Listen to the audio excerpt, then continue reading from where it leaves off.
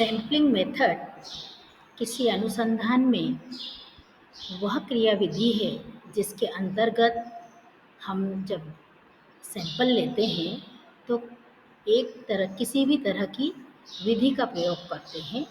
उस विधि में से हम सोशल साइंस में रैंडम सैंपलिंग मेथड का उपयोग करते हैं।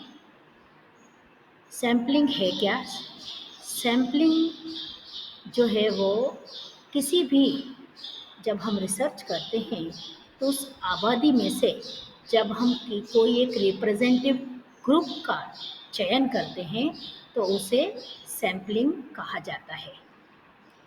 यह नमूना या सैंपलिंग जो लोगों का एक समूह होता है जो स्टडी में अध्ययन करता है। कोई भी रिसर्च किसी एक व्यक्ति पर नहीं होती, कुछ लोगों का समूह होता है।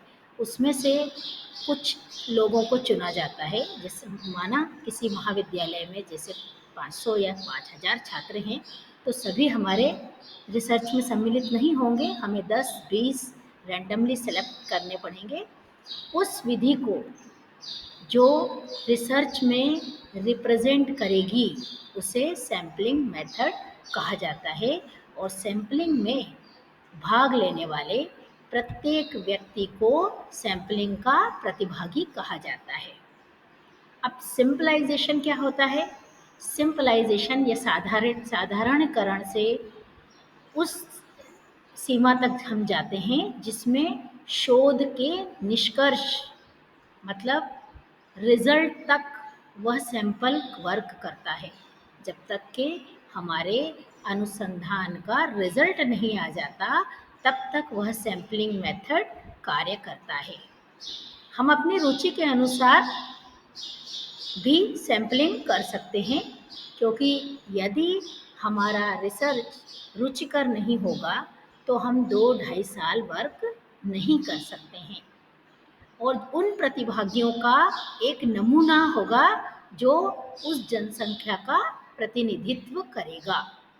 हम ये मान लेते हैं जैसे हम चावल मान के चलिए, हम जब चावल पकाते हैं तो क्या करते हैं, एक दाना चावल का निकाल कर देखते हैं कि पूरे चावल पक गए हैं या नहीं।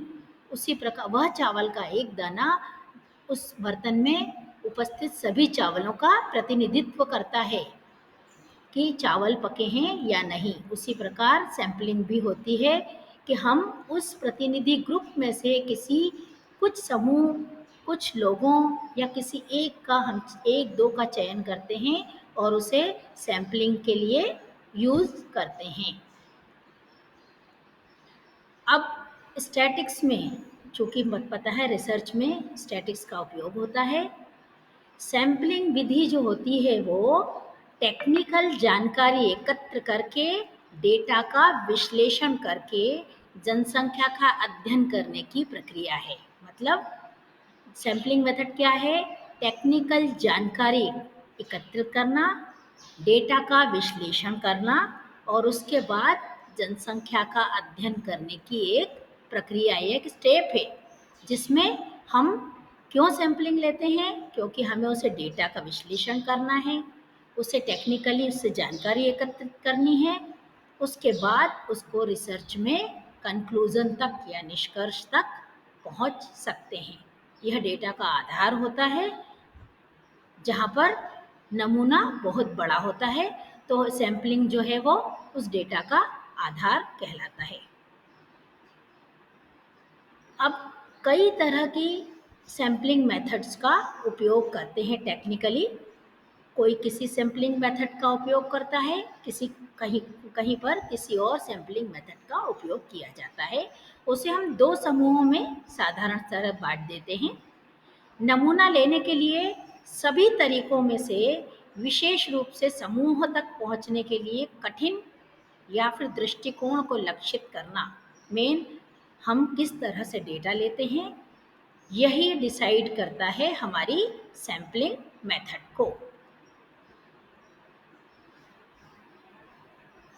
कई प्रकार की सैंपलिंग मेथड होती है। Random sampling method, sampling error formula, population and sample और सैंपल एरर। ये 4 प्रकार की तकनीकें हम साधारण तौर पर उपयोग में लाते हैं।